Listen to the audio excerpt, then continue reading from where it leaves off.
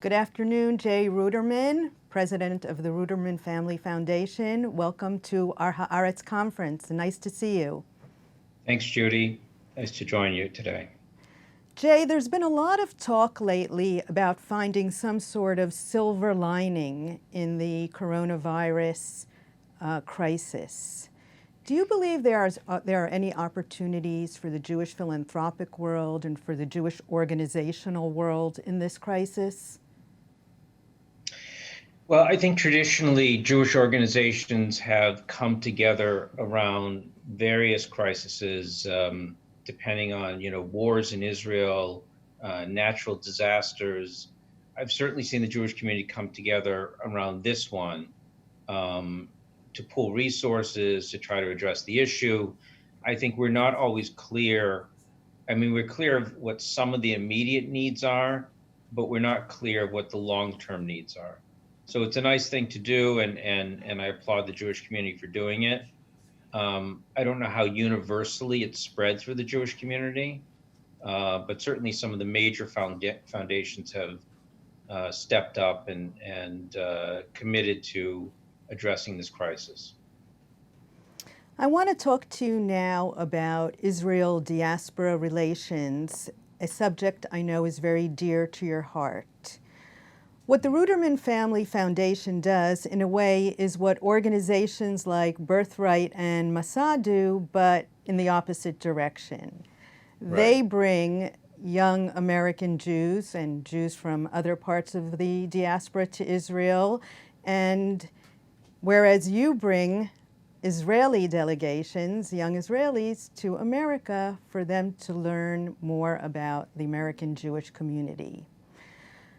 Because of the coronavirus crisis, such encounters, what we sometimes call mifkashim, are no longer really possible, at least for the foreseeable future.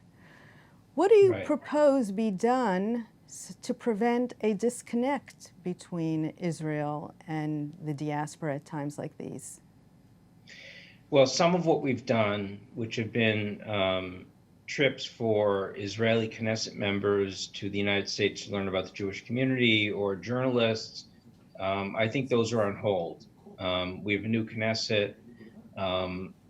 Until international travel opens up and there's much more travel between Israel and the United States, I think those are on hold. However, we continue to raise the issue through op-eds, through conferences such as this conference with Haaretz and the Sochnut and other partners. We have the only sponsored program at an Israeli university on the American Jewish community at the University of Haifa, so that is going strong.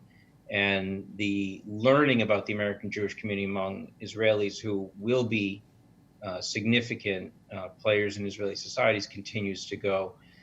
I mean, we're continuing to try to think out of the box about how to continue the connection. A lot of it, I think, is a public discussion, especially with a new government in Israel, to keep this issue front and center. I mean, we've had some, articles in some of the major Israeli publications, and we'll continue to do that.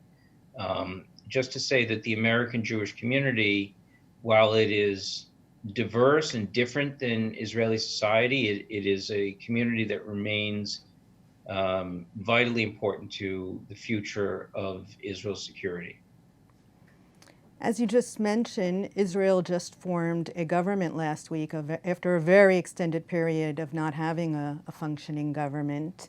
And we've just had Minister of Diaspora Affairs, Omer Yankelevich, speak here.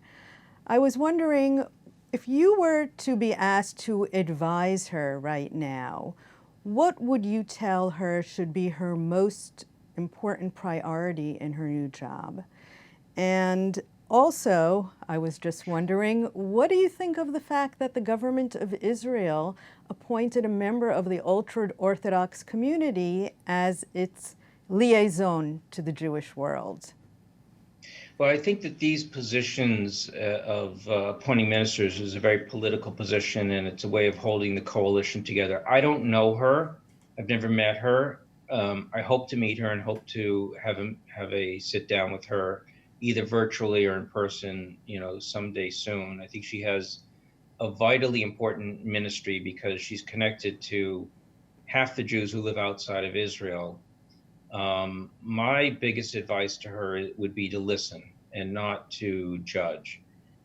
You have many Jews in America and other parts of the world who observe and who identify many in a great deal differently than Israeli Jews. So I think that she should approach the position with an open mind.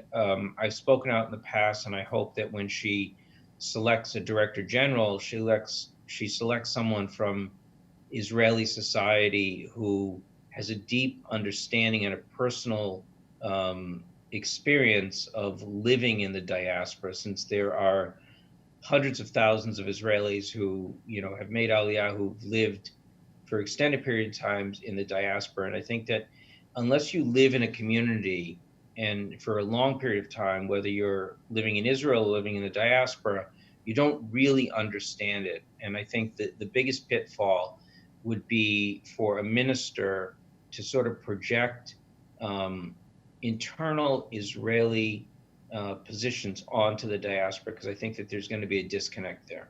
Mm-hmm. Yeah, I think that's very important advice. Well, thank you very much, and I hope that for our next conference we can be doing this face-to-face. That would be lovely. I think that's important. I think the connection between Israelis and American Jews, a lot of it can be done virtually, but there's nothing about like visiting Israel. And, not so long ago, only 20% of the American Jewish community had visited Israel. Now, with Birthright, you have over 80% of the American Jewish community visiting Israel. There's nothing like the experience of being there and experiencing the country firsthand. So I think until we get back to that, we have to be extremely creative at building the ties. If there's something special about being in Israel for a Jew who has any connection to their Judaism, and I think you lose that during a period like this. It's so easy to slip back into your normal life where you're very much absorbed into American society, and Israel, goes onto the back burner. So I'm hoping this thing will improve, that we'll have a virus, that life will return, that we'll travel, and we'll meet each other in person. What is your projection? When will it happen? I don't know. In America, we are in a period of flux right now. First of all, you live in a country which is a centralized country, and I think Israelis are more used to listening to the directives of the government. We essentially live in 50 different countries, and with this government, with the Trump administration, he's essentially turned over control to the states. So some states are cracking down. Some states, like Massachusetts, where I live, we've had terrible outbreaks. And some states are in a better condition. We're now in a position where we're sort of relaxing some of the standards. People are going out more with restrictions, but we don't know whether this is the start of moving beyond, or whether there'll be a second wave coming later in the summer or the fall. I think people have to be responsible, but you have to remember America is a country made up of all sorts of different people, and there's a lot of people who are focused on their individual rights and don't want the government to infringe upon their individual rights. So we're going to be in a period of a couple of weeks or months of a great deal of tension in the United States, and I just don't know how this is going to move forward. Well, Jay, stay safe, stay well, Thank you. and as I said before, I hope we get to see you soon in person here for our next conference. Thank you. Thanks, Jody. Appreciate it.